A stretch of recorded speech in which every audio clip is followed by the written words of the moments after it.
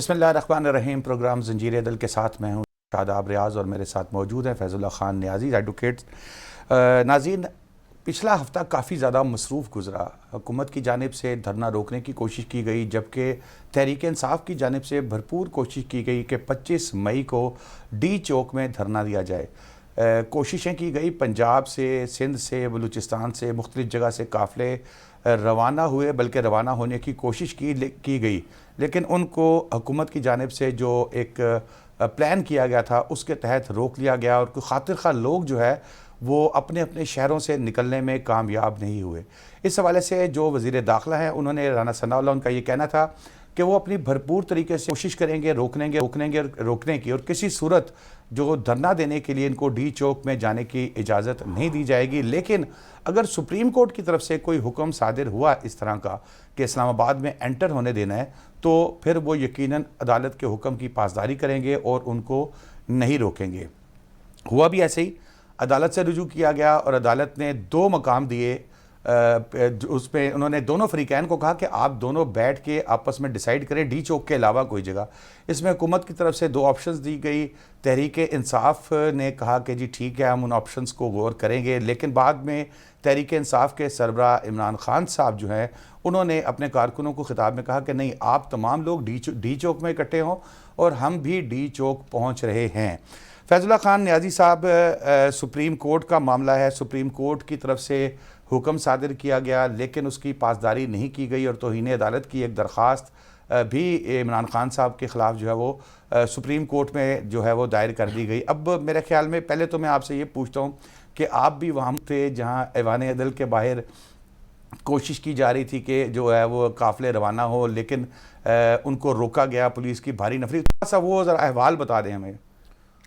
جی دیکھیں، وہاں پر یہی تھا کہ ایک طرف پاکستان تحریک انصاف کے سپورٹر ریلی کے لیے اکٹھے تھے، ان کے ساتھ وکلا برادری کے بھی بہت زیادہ لوگ شریک تھے، اور دوسری طرف جی پی او چوک کے سامنے پولیس نے بالکل سڑک بند کر کے اور قافلوں کو روکا اور روکنے کی کوشش کی۔ کچھ گاڑیاں بیچ میں سے گزری، پولیس نے پھر وہاں پر پاکستان تحریک انصاف کے ایک لاہور کے جو جنرل سیکرٹری ہیں زبیر نیازی صاحب، ان پہ تشدد بھی کیا، ان کو گرفتار کرنے کی کوشش بھی کی۔ جا رہا تھا کہ بہت زیادہ نکلا ہے، وہ بھی ان کے گھر سے تو نہیں، وہ اگر ایف آئی آر آپ دیکھیں تو اس ایف آئی آر کے اندر وہ نامزد ہی نہیں ہے، وہ ایف آئی آر اچھا نہیں، وہ میرا خیال ہے میں نے ٹویٹ دیکھا تھا شاید مریم نواز صاحبہ کا۔ بالکل، لیکن وہ ایف آئی آر کا اس ایف آئی آر کے اندر زبیر نیازی صاحب نامزد ہی نہیں ہے، اور لیکن وہ آپ کو پتہ خبر بنتی ہے تو وہ پھر حقائق نہیں دیکھتی۔ لیکن روکا تو ہر جگہ گیا ہے، لاہور میں ایوان عدل کے باہر جو جی پی او کا چوک ہے وہاں بھی روکا گیا، آگے داتا دربار والی طرف بھی روکا گیا، شیلنگ بھی ہوئی، تشدد بھی ہوا۔ پولیس اور ضلعی جو انتظامیہ اس کی طرف سے یہ پوری کوشش تھی کہ یہ قافلے جو ہیں ان کو روکا جائے اور ان کو اسلام آباد کی طرف جانے سے پوری طریقے سے ان کو روک دیا جائے۔ تو یہ سارا ایک انہوں نے سیٹ اپ بنایا تو تھا، حکومت نے۔ اچھا فیض اللہ، پھر جب سپریم کورٹ میں چلے گئے وہاں پر سے کیا آرڈر پاس کیا گیا؟ دیکھیں، سپریم کورٹ نے تو کہا کہ گرفتاریاں روک دی جائیں، سپریم کورٹ نے کہا کہ رستے کھول دیے جائیں، لیکن ساتھ ساتھ سپریم کورٹ نے یہ کہا کہ ڈی چوک کے اوپر دھرنا جو ہے وہ نہ دیا جائے، پورے آپ دارالحکومت کو روک دیں، دارالحکومت کو بند کر دیں، یہ بات غلط ہے۔ سپریم کورٹ نے کہا کہ H9 پارک جو ہے اسلام آباد میں، اس کے اندر یہ دھرنا جو ہے یہ اس تک محدود کر دیا جائے اور اس سے آگے اس دھرنے کو نہ بڑھایا جائے۔ لیکن یہ تو آپ نے بھی دیکھا کہ عمران خان صاحب نے بار بار اپنے جو بیانات ہیں کل پرسوں والے دن کے 25 تاریخ کے، اس میں یہی کہا کہ میں اسلام آباد آ رہا ہوں، اور اسلام آباد اور پنڈی کے لوگوں سے میری یہ درخواست ہے کہ آپ جو ہیں وہ ڈی چوک پہنچ جائیں۔ میں ابھی ایک بیان سن رہا تھا، اس میں وہ کہتے ہیں کہ میں بس 1.5 گھنٹے کے اندر اسلام آباد پہنچ رہا ہوں، آپ سارے ڈی چوک پہنچ جائیں۔ حالانکہ سپریم کورٹ آف پاکستان نے یہ بات بڑی واضح طور پہ کر دی تھی کہ دھرنا جو ہے وہ ڈی چوک پر نہیں ہوگا۔ تو اب وہاں پہنچ تو گئے۔ اب آپ نے بیچ میں بات کی تھی شاداب صاحب، وہ کنٹیمپٹ کی جو فائل کی گئی ہے honourable Supreme Court of Pakistan میں، جس کو ڈسپوز آف کر دیا گیا ہے without issuing show cause notice.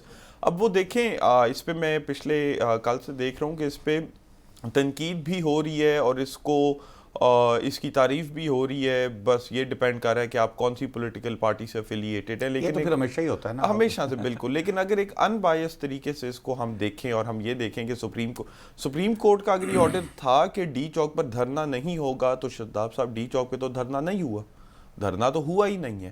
اور میری نظر میں سپریم کورٹ آف پاکستان نے بڑی ایک اچھی یہ بات کی ہے کہ انہوں نے اس ایک سیاسی شو کو، ایک سیاسی تقریب کو، ایک سیاسی ایونٹ کو بہت زیادہ اگر یہ کورٹس کے زمرے میں لے آتے اور عدالت کے اندر لے آتے تو یہ پرولونگ ہو جانا تھا. یہ سارا سیاسی تشدد جو ایک دوسرے پہ کیا جا رہا ہے یہ پرولونگ ہو جانا تھا. یہ جہاں پر دھرنا ختم ہو رہا ہے، عمران خان صاحب کو شو کاز نوٹس دیتے تو پھر اس کا دھرنا شروع ہو جانا تھا. تو یہ میری نظر میں ایک سپریم کورٹ کی طرف سے ایک بڑی سپریم کورٹ نے وزڈم کا استعمال کر کے اس چیز کو رفع دفع کر دیا ہے کہ اس میں نہ پڑیں تو بہتر ہے، دھرنا ختم ہو گیا. تو اچھا میں اس میں ساتھ فیض اللہ یہ تھوڑا سا ایڈ کروں گا. دیکھو پھر ہمارے حکمران جو ہیں، کوئی بھی ہو حکمران، بعد میں پھر یہ شوٹ ڈالتے ہیں کہ جی جوڈیشل ایکٹیویزم اور یہ وہ سارا، پھر اسٹیبلشمنٹ کی مداخلت. اور میں نے یہ پچھلے کچھ ماہ میں نوٹ کیا کہ یہ خود ہر چیز پہ بھاگتے ہوئے انہی دونوں اداروں کی طرف جاتے ہیں. سپریم کورٹ کی طرف چلے جائیں گے، اسٹیبلشمنٹ کی طرف چلے جائیں گے، سپریم کورٹ کو کہیں گے کہ جی ہمیں بتائیں اگر سپریم کورٹ کا فیصلہ کوئی ایسا ہوگا جس سے ریلیف ملتا ہوگا تو شاباش، اور نہیں ملتا ہوگا تو پھر اس کے ٹرولنگ شروع کر دیں گے. دیکھیں یہ تو بڑا پرانا المیہ ہے. اب یہاں پر پاکستان تحریک انصاف کی ہی جانب سے میرا خیال ہے کہ سپریم کورٹ کے اندر دائر کی گئی تھی کہ جی یہ گرفتاریاں اور یہ رکاوٹیں جو ہیں یہ روک دی جائیں. تو بات یہ ہے کہ honourable Supreme Court of Pakistan نے ایک حکم دے دیا. وہ حکم کچھ پولیٹیکل سائٹس کو اچھا نہیں لگا، کچھ پولیٹیکل سائٹس کو بہت اچھا لگا. انہوں نے کہا کہ ہماری جیت ہے.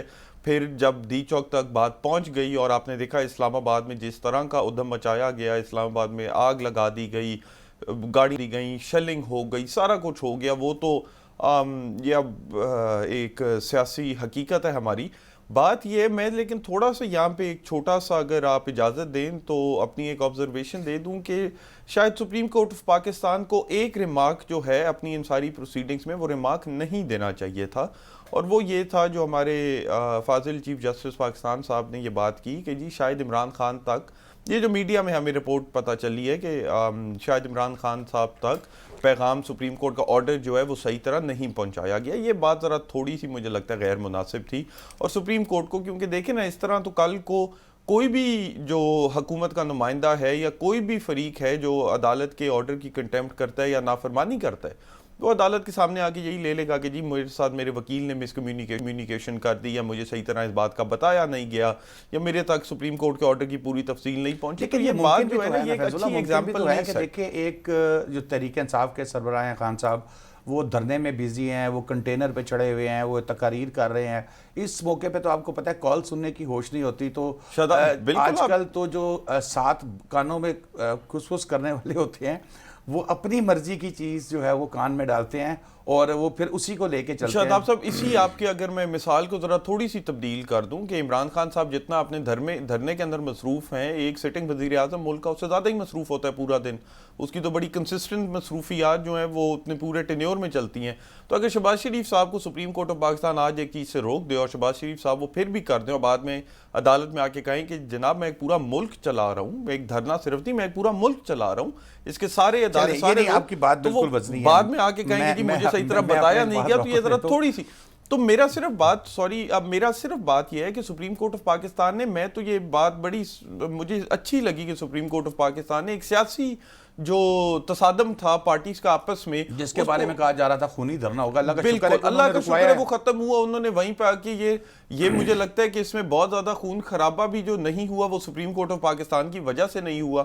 اور اس کو پرولونگ بھی جو اب نہیں کیا گیا اس کنٹیمپٹ پٹیشن کے بعد جو ہو جانا تھا، اس نے وہ پرولونگ بھی نہیں کیا گیا سپریم کورٹ کی وجہ سے. لیکن یہ ایک آبزرویشن میری نظر میں ذرا غیر مناسب تھی. جو قاضی فائز عیسیٰ، جسٹس قاضی فائز عیسیٰ صاحب کی بھی ایک ججمنٹ تھی دھرنے کے حوالے سے، کافی زیادہ اس کے اوپر، وہ صرف دھرنے کے حوالے سے نہیں، میں صرف دھرنے کے حوالے سے ہی بات کر رہا ہوں. کافی زیادہ کسی طرف سے اپریشیٹ کیا گیا، کسی طرف سے اس کے اوپر اعتراضات کیے گئے. دھرنے کے حوالے سے جو بات تھی وہ کیا بات تھی؟ دیکھیں قاضی فیض عیسیٰ صاحب نے، اب آپ کو ٹائم یاد ہے فیض آباد دھرنے والا جو سارا ہوا تھا، آپ نے راول پنڈی اور اسلام آباد دونوں شہروں کو بالکل بند کر دیا ایسی بھی خبریں مجھے یاد ہے اس ٹائم پہ آئیں کہ ایمبولینسز جو ہیں وہ نہ مریضوں تک پہنچ سکیں، مریض جو ہیں وہ ہسپتالوں تک نہیں پہنچ چکے. تو جب یہ سو موٹو لیا قاضی فائز صاحب نے، تو اس کی ججمنٹ کے اندر انہوں نے جو دھرنے کی حد تک کی بات ہے، جو رائٹ آف پروٹیسٹ کی حد تک کی بات ہے، اس پہ انہوں نے کہا کہ جی یہ بالکل بات صحیح ہے کہ اس ملک کے سارے جو افراد ہیں، جو شہری ہیں، ان کو اجازت ہے، یہ آئینی حق ہے ان کا کہ وہ پروٹیسٹ کریں اور وہ باہر نکلیں، وہ اپنے حق کے لیے آواز نکالیں، وہ شور شرابہ کریں، سب کچھ اس کی اجازت ہے. لیکن اس کی دو چیزیں انہوں نے لمیٹیشنز لگائیں. ایک تو آئین میں خود بھی یہ چیز لکھی ہوئی ہے، جہاں پر آرٹیکل 16 آپ کو کہتا ہے کہ آپ کے پاس اسمبلی کا رائٹ ہے، پروٹیسٹ کا رائٹ ہے، جس کو اسمبلی کو ہم پروٹیسٹ کے طور پہ لیتے ہیں، اس کا رائٹ ہے. وہاں پر 3 لمیٹیشنز آئین نے لگا جمع ہونے کا حق ہے. وہاں پر 3 چیزوں کا آئین خود جو ہے، آئین اس حق کے اوپر لمیٹیشن لگاتی ہے. آئین یہ کہتا ہے کہ آپ بغیر کسی ہتھیار کے جمع ہوئیں، آئین یہ کہتا ہے کہ آپ پیسفلی جمع ہوئیں، اور آئین یہ کہتا ہے کہ اگر کسی قسم کا قانون آپ کو جمع ہونے سے روکتا ہے تو آپ رکیں گے. ریزنیبل ریسٹرکشنز جو ہیں وہ اس حق کے اوپر لگتی ہیں. اب بات یہ ہے کہ قاضی فائز صاحب نے کہا کہ پہلی بات تو یہ ہے کہ آپ کے پاس پروٹیسٹ کا رائٹ ہے، آپ کے پاس سپیچ کا رائٹ ہے، آپ کے پاس ایکسپریشن کا رائٹ ہے، آپ کے پاس یہ حق ہے کہ آپ اپنے حق کے لیے کھڑے ہوئیں. لیکن آپ کسی اور کے حق کی خلاف ورزی نہیں کر سکتے. آپ 2 شہر بند کر دیں یا بچے جو ہیں وہ اسکول نہ جا سکیں، آپ کی 2 شہروں کی معاشی ساری جو حرکت ہے وہ رک جائے، لوگ ہسپتال نہ جا سکیں، کہ لوگ ایک دوسرے سے مل نہ سکیں، جس طرح اس ٹائم پہ یہ بند کر دیا گیا. تو انہوں نے کہا کہ یہ جو آئینی حق ہے وہ آپ کو ان باقی حقائق کو دوسرے لوگوں کے لیے ختم کرنے کی اجازت نہیں دیتا. جو ابھی بھی سپریم کورٹ آف پاکستان نے ڈی چوک سے H9 پارک والا کہا تھا، اس میں یہی فیض آباد دھرنے والی جو ججمنٹ ہے، اس کے کچھ اثرات ہمیں نظر آتے ہیں کہ آپ نے دھرنا دینا ہے تو آپ دیں، لیکن آپ پورے جو اپنا دارالحکومت ہے سپریم کورٹ میں تلواریں نہ لٹکائیں. بیسکلی آپ سپریم کورٹ نہ بند کر دیں، آپ اپنا ایوان نہ بند یاد ہو گیا، ان کے لیے بڑا مشکل ہو جاتا تھا کورٹ تک پہنچنا. مجھے ابھی بھی یہ یاد ہے، مجھے اگر میں غلط نہیں ہوں تو شاید اس فیض آباد والی ججمنٹ میں بھی یہ چیز نوٹڈ ہے کہ ایک ہیئرنگ پہ اٹارنی جنرل صاحب لیٹ پہنچے عدالت، اور انہوں نے آ کے عدالت میں کہا کہ سر معذرت میں لیٹ پہنچا ہوں، دھرنے کی وجہ سے میں پہنچ نہیں سک رہا تھا، ڈیلے ہو گیا. تو یہ آپ نہ کریں نا، آپ عدالتوں کا کام روک دیں، آپ ایوان کا کام روک دیں، آپ منسٹریز کا کام روک دیں، آپ ہسپتال، سکول، معیشت، یہ سارا کچھ آپ روک دیں. یہ بات غلط ہے. آپ دھرنا دیں، آپ پروٹیسٹ کریں، لیکن آپ 2 شہروں کو بند کر کے، مفلوج کر کے، اس طرح جو ہے یہ دھرنا جو ہے وہ غلط اور غیر مناسب نظر آتا ہے. ٹھیک ہو گیا فیض اللہ، یہاں بریک لیتے ہیں، بریک کے بعد آئیں گے تو نیب ترمیمی آرڈیننس 2021 میں کچھ ترامیم کی گئی ہیں، وہ ڈسکس کریں گے.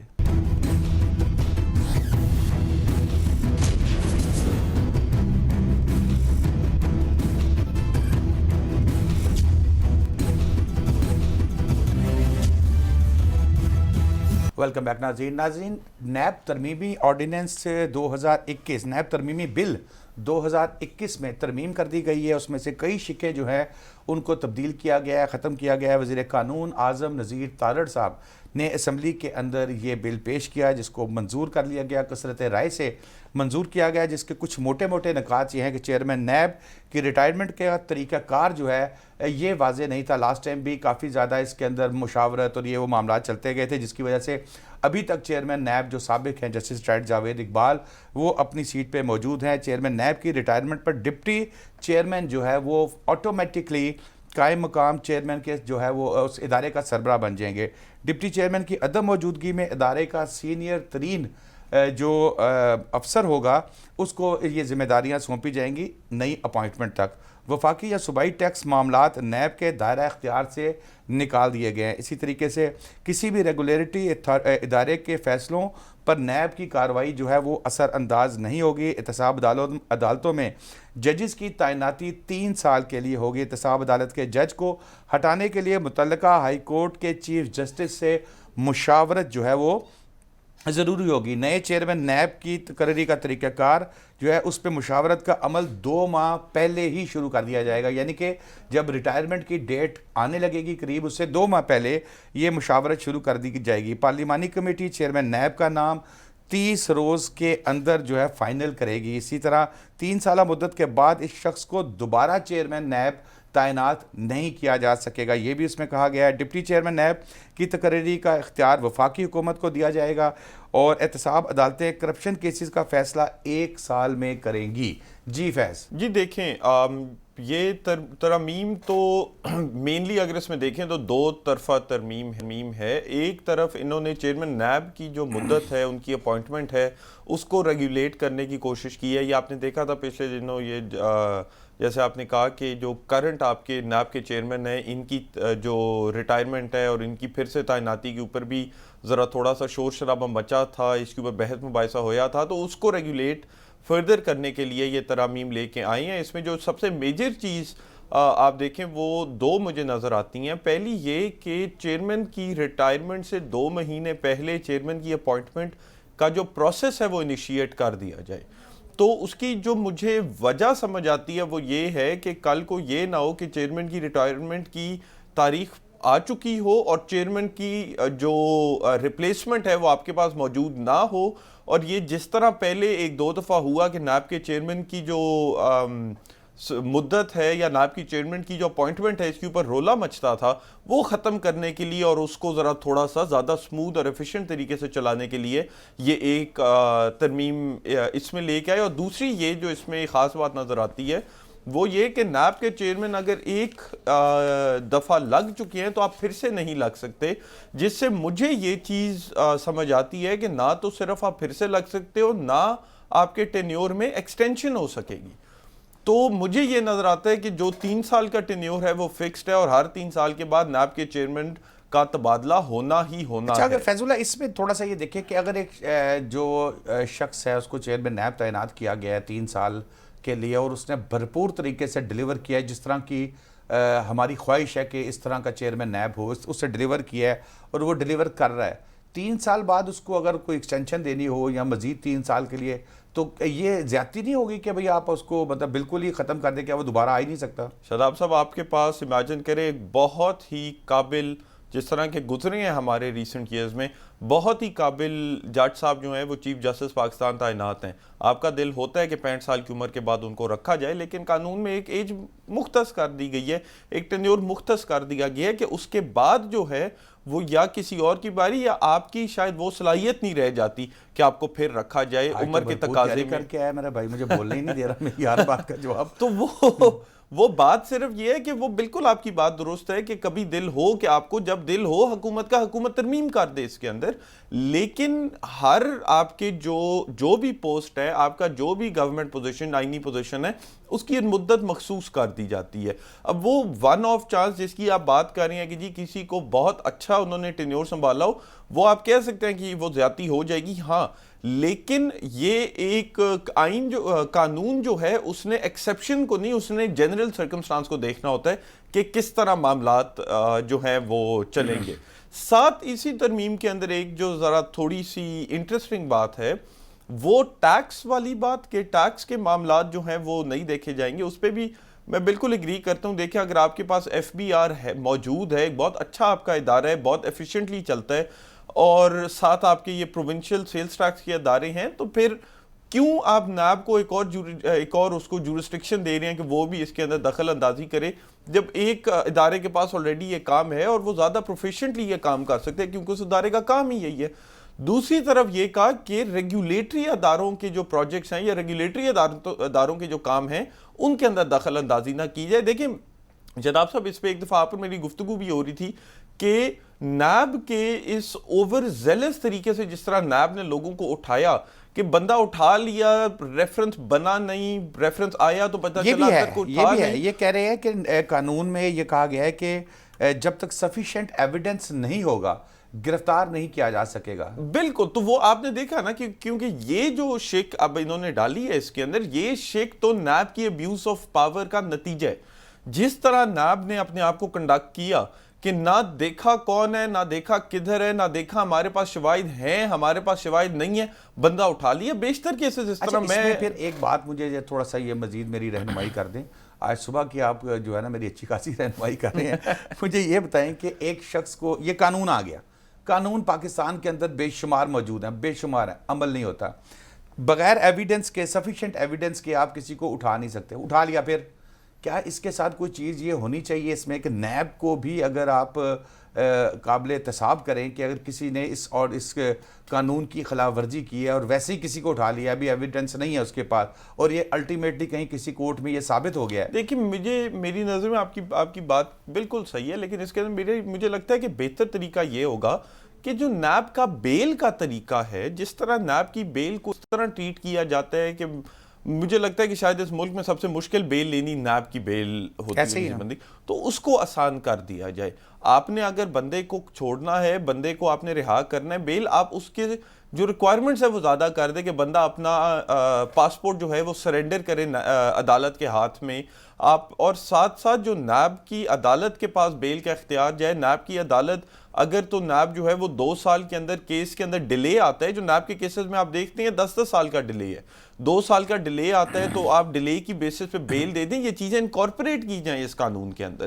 نیب کے قانون کو اتنا، نیب کے جب بھی کسی کے اوپر ایک ایلیگیشن لگتی ہے تو بیل کی حد تک اس کو اتنا خوف زدہ طریقے سے ڈیل کیا جاتا ہے. اچھا اس کی بھی ایک چیز ہے کہ اس سے اگلا پوائنٹ یہ ہے کہ نیب قانون میں ترمیم کر کے ریمانڈ 90 دن سے کم کر کے 14 دن کا کر دیا گیا.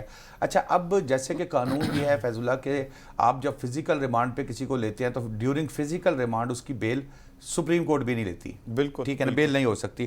اور پہلے یہ ہوتا تھا کہ اگر کسی کو اٹھایا ہے تو وہ 15 دن 10 دن کر کے اس کا 40-50 دن تو ایک نارمل سا رواج تھا ریمانڈ لینے کا. تو اس کا مطلب ہے کہ 90 دن بھی ریمانڈ جو تھا وہ تو ایک رول بن گیا، اور اس میں آپ بیل کے لیے اپلائی بھی نہیں کر سکتے کوئی نہیں. اب ان کو 14 دن تک محدود کر دیا گیا. یعنی کہ اگر آپ ایک دفعہ 14 دن کا ریمانڈ لے لیتے ہیں یا 4 دن کا اور 3 دن کا کر کے لیتے ہیں ریمانڈ، 14 دن کمپلیٹ ہونے کے بعد بیل وہ اپلائی کر سکتے ہیں. دیکھیں اب یہ بھی آپ نے جو بڑی انٹرسٹنگ اس میں ایک بات ہے دیکھنے والی، پہلے تھا 90 دن کا ریمانڈ. 90 دن کا ریمانڈ کیوں تھا؟ کیونکہ نیب نے اپنے سارے کے ساری ایویڈنس جو ہے وہ اکٹھی ہی اریسٹ کے بعد کرنی ہوتی تھی. there was no کوئی ریسٹرکشن نہیں تھی نا. اب انہوں نے کہا کہ آپ اریسٹ تب کریں گے جب آپ کے پاس شواہد اکٹھے ہو جائیں گے. تو انہوں نے ساتھ ریمانڈ بھی کم کر دیا کہ پھر آپ کو جو انویسٹیگیشن بندے کو گرفتار کرنے کے بعد کرنی پڑے گی اس کی مدت، اس کی مقدار کم ہو جائے گی. پہلے بغیر کسی شواہد کے آپ بندہ اٹھا لیتے تھے، 90 دن کے اندر جتنا کچھ نکلتا تھا آپ نکال لیتے تھے. اب کیونکہ آپ نے شواہد پہلے اکٹھے کرنے ہیں، آپ کے ریمانڈ کی مدت انہوں نے کم کر کے کہا صرف 14 دن کا ہے. اور یہ بات درست ہے کہ اب 14 دن کے بعد اگر 14 دن کا ریمانڈ دیا جائے، 15واں دن جب وہ بندے کا جوڈیشل ریمانڈ ہوگا تو وہ بندہ جو ہے اپنی بیل اپلائی کر دے گا. لیکن بات یہ ہے کہ جب بیل اپلائی ہوگی اس کے بعد کیا ہوگا؟ بیل دینے کے تقاضے جو ہیں وہ قانون کے اندر ڈالنے چاہیے. جس طرح آپ کے نارمل جو اوفینسز ہیں ان کا جو ضابطۂ فوجداری ہے اس کے اندر بیل دینے کے کچھ تقاضے موجود ہیں، وہی آپ اسی طرح کے یا ان کو امینڈ کر کے ان کو چینج کر کے وہ نیب کے قانون میں بھی ڈالیں. فیض اللہ اگلا پوائنٹ جو کل اس میں جو ترمیم کی گئی ہے، قومی اسمبلی الیکشن ایکٹ 2017 میں ترمیم کا بل منظور کر دیا گیا ہے. ای وی ایم اوورسیز پاکستانی سے متعلق سابق حکومت کی ترامیم ختم کر دی گئی ہیں.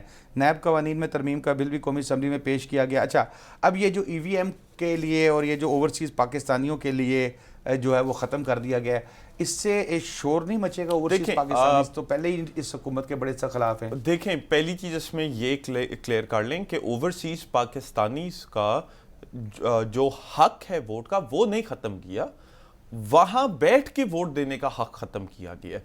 اگر کسی نے ووٹ دینا ہے وہ الیکشن کے دنوں میں پاکستان آ کر ووٹ دے سکتے ہیں.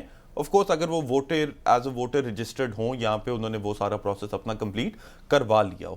کیونکہ وہاں بیٹھ کر اس کے پیچھے اب میں اگر آپ کو کھول کے بتاؤں کہ میں ابھی اس کے اندر ذرا سوچ وچار کر رہا ہوں کہ ذرا اس میں کیا چیزیں جو ہیں وہ فور ہیں، کیا چیزیں اگینسٹ ہیں. لیکن مجھے ابھی تک لگتا ہے کہ یہ بات صحیح ہے کہ اگر آپ نے پاکستان کی حکومت، پاکستان کی قانون سازی، پاکستان کی عوام کی حکمرانی کون کرے گا، اس کا فیصلہ کرنا ہے تو آپ کو تھوڑا بہت آپ پاکستان میں انویسٹڈ ہو, ذرا باہر اگر آپ بیٹھے ہیں تو آپ پاکستان آئیں, یہاں کا نظام دیکھیں اور آپ ووٹ دیں. فیض اللہ, آخری جاتے جاتے مجھے, کیونکہ ٹائم وہ مجھے کہہ رہے ہیں کافی کم رہ گیا, ایک تھوڑی سی رہنمائی کر دیں. اوورسیز پاکستانی جب ہم کہتے ہیں تو وہ دو قسم کے ہیں. ایک اوورسیز پاکستانی وہ بھی ہیں جو یہاں سے اپنے بچوں کے لیے مزدوری کرنے کے لیے سعودی عرب, دبئی, امریکہ, کینیڈا جاتے ہیں, وہاں سے کماتے ہیں اور پاکستان میں اپنے بچوں کا پیٹ بالتے ہیں, ان کا پیسہ پاکستان میں آتا ہے. ایک وہ ہیں اوورسیز پاکستانی جو کئی تو پاکستان کی نیشنلٹی چھوڑ گئے ہیں, چلے ان کو تو ہم اس میں نہیں گنتے, لیکن وہ کئی ایسے ہیں جو وہاں اپنی فیملیز کے ساتھ, بچے, فیملی, سب کچھ وہاں جا کے سیٹ ہو گئے ہیں, وہیں کھا رہے ہیں, وہیں کما رہے ہیں, کوئی کسی کا. اور لیکن جب اوورسیز پاکستانی کی بات آتی ہے تو وہ بہت زیادہ اگریسو ہو کے کہتے ہیں کہ بھئی ہمیں ووٹ کا حق دو. کون ہے اس میں سے اوورسیز؟ دیکھیں, ووٹ کی حد تک آرٹیکل 51 کانسٹیٹیوشن کا یہ کہتا ہے کہ ووٹ دینے کا اس کو حق ہے جو سٹیزن ہے پاکستان کا. تو اگر آپ اوورسیز, جو آپ نے دو ایگزامپلز دی, ہم دونوں میں سے جس ایگزامپل میں بھی جو بھی پاکستان کا سٹیزن ہوگا, جس کے پاس پاکستان کا نیشنل آئیڈینٹی ہوگی, جس کے پاس پاکستان کا پاسپورٹ ہوگا, وہ ووٹ دے سکے گا. اگر فار ایگزامپل ایک بندہ ہے جس کے والدین جو ہیں یا جس کے دادا جو ہیں وہ 1930s کے اندر انگلینڈ شفٹ ہو گئے تھے, 1940s کے اندر انگلینڈ شفٹ ہو گئے تھے, اور وہ جب پیدا ہی انگلینڈ ہوا, وہ پاکستان زندگی میں کبھی آیا ہی نہیں ہے, اس نے پاکستان کو مڑ کے کبھی دیکھا ہی نہیں ہے. ان کے پوتوں کو جب کہیں کہ بھئی آؤ پاکستان بچے اپنی وہ تمہیں پرانی گلی دکھائیں, تو وہ کہتے ہیں نہیں نہیں نہیں گندی ہے, گندی ہے, ہم نے نہیں جانا. تو ظاہر ہے پھر کیوں ووٹ کا حق دیں ان کو؟ ایگزیکٹلی, پھر ان کو ووٹ دینے کا آپ کیوں حق دے رہے ہیں؟ ان کا پاکستان میں کسی قسم کا سٹیک ہے ہی نہیں. وہ ٹیکس باہر دیتی ہیں, وہ ان کی ایلیجنسز باہر ہیں, صرف اور صرف اس لیے کیونکہ ان کی 2 جنریشن اوپر یا 1 جنریشن اوپر کوئی پاکستان میں تھا, تو ان کو پاکستان میں باہر بیٹھ کے ووٹ دینے کا حق, جب وہ پاکستان میں کسی قسم کا ان کا انٹرسٹ یا انویسٹمنٹ نہیں ہے, اس کی سمجھ نہیں آتی. یہ لاجیکل نہیں ہے. اگر جس کے پاس پاکستان کی سٹیزن شپ ہے, whoever is a citizen of Pakistan, ان کا تو حق ووٹ کا آئین نے دیا ہے, اور وہ حق حکومت جو ہے بغیر آئینی ترمیم کے مسترد نہیں کر سکتی. اور میرا یہ خیال ہے اگر کر بھی دیا تو سپریم کورٹ آف پاکستان اوورٹرن کا. بہت شکریہ فیض اللہ خان نیازی صاحب آپ کا, آپ نے ہمیں تینوں ٹاپکس کے اوپر ہماری رہنمائی کی, ہمارے ناظرین کو حقائق بتائے, گائیڈ کیا کہ قانون اس حوالے سے کیا کہتا ہے. ناظرین, اس جمعے اتنا ہی. آئندہ جمعے کے لیے شاداب ریاض کو اجازت دیجیے, نئے ٹاپکس کے ساتھ ایک دفعہ پھر حاضر ہوں گے. اللہ حافظ.